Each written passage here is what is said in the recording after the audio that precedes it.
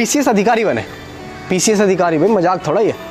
PCS अधिकारी बने और बाबा साहब अम्बेडकर को अपनी सर्विस भी नागपुर में रहकर ही करनी थी। अब बाबा साहब अम्बेडकर के लिए सबसे बड़ी दुविधा थी कि उन्हें नौकरी भी करनी है, वो पीछे के रास्ते से कैसे अपनी जान बचाकर वहाँ से निकले, क्योंकि बाबा साहब अम्बेडकर को बहुत बदलाव करने थे, अभी बहुत संघर्ष बाकी था।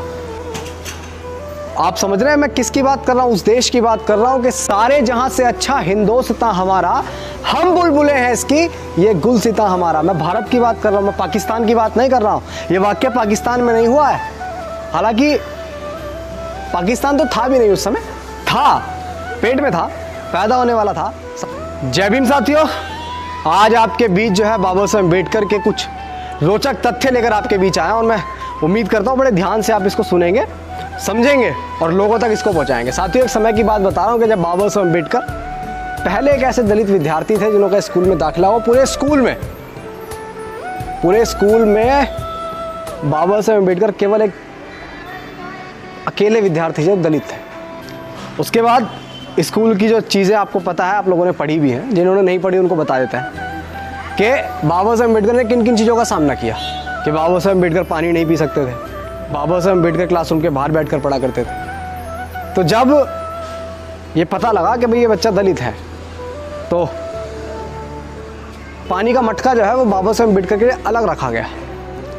उसको पिलाने वाला भी अलग था, क्योंकि जो मटका जो पहले से पानी का रखा हुआ था जिसमें सब बच्चे पीते थे, अगर उस मटके को बाबा साहब अम्बेडकर छू लेंगे तो शायद उसमें से जो है हाइड्रोजन की जगह हीलियम हो जाएगा। उसके जो हाइड्रोजन के गुण है ना, लगता है कि वो उड़ जाएंगे, वो ख़त्म हो जाएंगे, यानी कि वो अछूत, वो अपवित्र हो जाएगा जल, वो पानी जो है पवित्र हो जाएगा, पीने लायक नहीं रहेगा। उसके बाद भाई जो पानी पिलाने वाला था, वो पानी पिलाने वाला भी आ रहा है, फिर एक दो दिन की छुट्टी पे चला गया, सारी चीज़ें हो गई। तो मतलब ऐसी ऐसी चीज़ें बाबा साहब अम्बेडकर ने झेली। भाई दो दिन आ रहे हैं स्कूल में तो पानी पीना पिए जो है रहना पड़ रहा है, जब तक पढ़ाई चल रही है तो पानी पिए बिना रहना पड़ रहा है, फिर घर जाके पानी पी रहे हैं। उसके बाद बाबा साहब अम्बेडकर पढ़े, बहुत संघर्ष किया, बहुत शॉर्ट में बता रहा हूँ, बहुत संघर्ष किया, बहुत आगे तक पहुँचे। उसके बाद बाबा साहब अम्बेडकर नागपुर में पीसीएस अधिकारी बने। पीसीएस अधिकारी बने, मजाक थोड़ा ही है। पीसीएस अधिकारी बने और बाबा साहब अम्बेडकर को अपनी सर्विस भी नागपुर में रहकर ही करनी थी। अब बाबा साहब अम्बेडकर के लिए सबसे बड़ी दुविधा थी कि उन्हें नौकरी भी करनी है, सर्विस भी करनी है और रहना भी नागपुर के अंदर ही। अब नागपुर के अंदर रहना है तो रहने के लिए जगह भी चाहिए। तो भाई बाबा साहब अम्बेडकर जो है निकल गए रहने के लिए जो है कमरा वगैरह ढूंढने। तो जब बाबा साहब अम्बेडकर कमरा पूछने जाते, जहाँ भी कमरा पूछते वहाँ सबसे पहले जाति पूछा जाता कि आपकी जाति क्या है। तो वह बाबा साहब अम्बेडकर से पूछा, बाबा साहब अम्बेडकर ने बोला कि मुझे कमरा चाहिए रहने के लिए। तो सामने से जवाब आता आपकी जाति क्या है। बाबा साहब अम्बेडकर ने बोला मेरी महार जाति है। तो बोलते कि नहीं, बिल्कुल नहीं, किसी दलित के लिए यहाँ पे कमरा नहीं है, बिल्कुल नहीं है। फिर बाबा साहब अम्बेडकर दूसरी जगह पहुँचे, दूसरी जगह यही हाल। तो 10, 15, 20 जितनी भी जगह बाबा साहब ने पूछा यही हाल। समय बीत गया, फिर एक जगह बाबा साहब अम्बेडकर ने पूछा तो वहाँ जाति नहीं पूछी गई। तो जब नहीं पूछी गई तो बाबा साहब अम्बेडकर ने बताया भी नहीं। तो फिर बाबा साहब अम्बेडकर वहाँ रहे, एक रात रुके। रुकने के बाद सुबह बाबा साहब की हल्की हल्की आँख खुली तो देखा शोर मच रहा है बहुत ज़्यादा, घर के बाहर बहुत ज़्यादा शोर मच रहा है। तो बाबा साहब अम्बेडकर जो है जैसे बालकनी में आए, देखो हजारों की भीड़ खड़ी हुई है, लाठी डंडे जो है लेके बिल्कुल एकदम ठीक ठाक, जैसे वो बाबा साहब अम्बेडकर का कत्ल करने आए थे। ये सारी चीज़ें मैं नहीं कह रहा हूँ, ये लिखा हुआ है, आत्मकथा। इसका हिंदी अनुवाद है मैं कैसे बना, आप इसको पढ़िएगा कि मैं कैसे बना। ये हिंदी अनुवाद है, बाबा साहब अम्बेडकर ने लिखा है। तो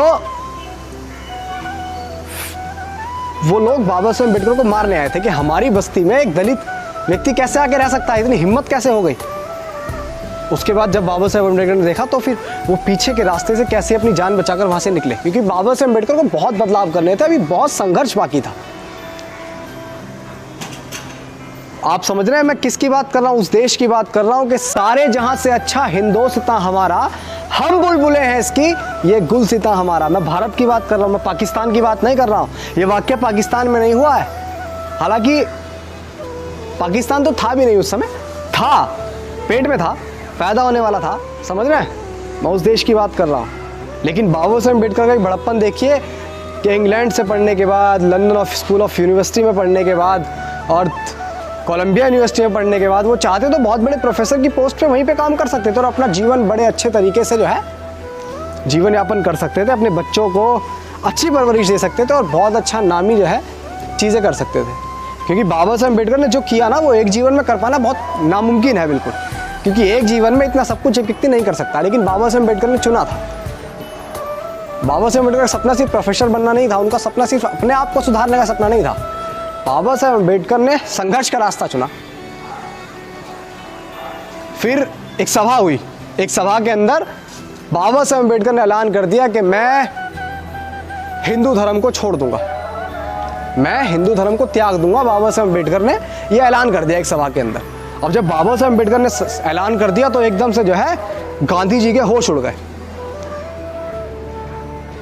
गांधी जी के होश उड़ गए कि यार ये अम्बेडकर रास्ते का कैसे जो है वो बन गया, कांटा बन रहा है। तो क्योंकि जो 1935-36 का दशक था, बाबा साहब अम्बेडकर की जो है देश के अंदर अच्छी पहचान बन चुकी थी, उनके फॉलोअर्स बहुत ज़्यादा थे, उनके मानने वाले लोग बहुत ज़्यादा थे। तो सबको पता था कि अगर अम्बेडकर जो है हिंदू धर्म को त्यागेंगे तो उनके साथ कई हज़ार लोग इस हिंदू धर्म को छोड़ देंगे। तो जो उनके जो है वो बैठे हुए थे ना ठेकेदार, धर्म के ठेकेदार, उनकी नींदें उड़ गई, उनके होश उड़ने लगे। तो जब गांधी जी ने बाबा साहब अम्बेडकर को बुलाया कि नहीं अम्बेडकर तुम ये क्या कर रहे हो, ये हमारे बस में थोड़ा ही है, ये तो सब उसकी लीला है, उसने बनाया है तो कुछ सोच समझ के तो बनाया होगा। तो बाबा साहब अम्बेडकर ने कहा कि गांधी जी दलित क्या सिर्फ सफाई का काम करने के लिए बना है, दलित पढ़ेगा लिखेगा नहीं? नहीं, कैसी बात करो, बिल्कुल पढ़ेगा। दलित पढ़ेगा लिखेगा, एमए करेगा, पीएचडी करेगा, लेकिन काम वही करेगा। ये हमारे हाथ में थोड़ी है, सब उसने बनाया। समझ रहे हैं? गांधी जी जो थे, सम्मान है, लेकिन गांधी जी जो थे वो वर्ण व्यवस्था के बिल्कुल जो है अडिग आस्थावाचक थे, यानी कि वो उसमें बहुत ज़्यादा जो है लीन थे, रूढ़िवादी थे। गांधी जी जो है वो रूढ़िवादी थे, जिनको हम इस देश का राष्ट्रपिता कहते हैं। मैं आपको किस लिए बता रहा हूँ? मैं आपको बता रहा हूँ कि जहाँ आपको सम्मान नहीं मिलेगा, जहाँ आपको आपके अधिकार नहीं मिलेंगे, तो बाबा साहब अम्बेडकर ने भी वो चीज़ छोड़ने का प्रयास किया, तो आप भी वो चीज़ छोड़ने का प्रयास कीजिए। मैं ये नहीं कह रहा हूँ आप किसी धर्म को छोड़िए, ये आपकी आज़ादी है, आप किसको मानते हैं किसको नहीं मानते हैं, लेकिन हाँ इतिहास को जानना बहुत ज़रूरी है। अब देखिए, जब बाबा साहब अम्बेडकर ने अम्बेडकर से ये पूछा गया, जब बाबा साहब अम्बेडकर से ये पूछा गया कि भाई अपनी, उन्होंने बोला कि भाई मेरे हित और देश के हित से अगर चुनने की बात आएगी तो मैं देश का हित पहले चुनूंगा, लेकिन अगर दलित के हित से और देश के हित से चुनने की बात आएगी तो मैं पहले दलित का हित चुनूंगा। समझ रहा है? ये बाबा साहब अम्बेडकर ने कहा। तो सब लोग कहने लगे यार ये व्यक्ति जो है पागल है क्या, मतलब देश के लिए, मतलब वो दलित को चुने तो वो पागल है। लेकिन अगर कोई उनसे कह दे कि भाई तुम जो है देश को चुनोगे या हिंदू, तो सबसे पहले हिंदू। मैं किसी धर्म को टारगेट नहीं कर रहा हूँ, लेकिन किसी का कटाक्ष करना, किसी की चीज़ों को करना, ये भी गलत है। कोई चीज़ सत्य है उसको झूठा बताना, ये भी गलत है। तो अब देखिए मतलब किस तरह की चीज़ें इस देश में हुई, किस तरह के शोषण, किस तरह के अत्याचार बाबा साहब अम्बेडकर ने झेले। उसके बाद भी ये सारी चीज़ें बाबा साहब अम्बेडकर ने लोगों को समझाया, लोगों को करा और इतना परिवर्तन किया कि अपने साथ साथ पूरे समाज की दशो दिशा बदल दी, पूरे समाज की दशो दिशा बदल दी। तो आपके पास भी जो है जिम्मेदारी बनती है कि आप भी अपने हक अधिकारों के लिए लड़ें, और बाबा साहब अम्बेडकर ने जो समाज को दिया आप अपने आने वाली पीढ़ी के लिए करें। उम्मीद करता हूँ मेरे द्वारा दी गई ये छोटी सी जानकारी आप और लोगों तक भी पहुँचाएँगे, और मिलते हैं आपके साथ एक और नई वीडियो के साथ। जय भीम, जय भारत, जय संविधान।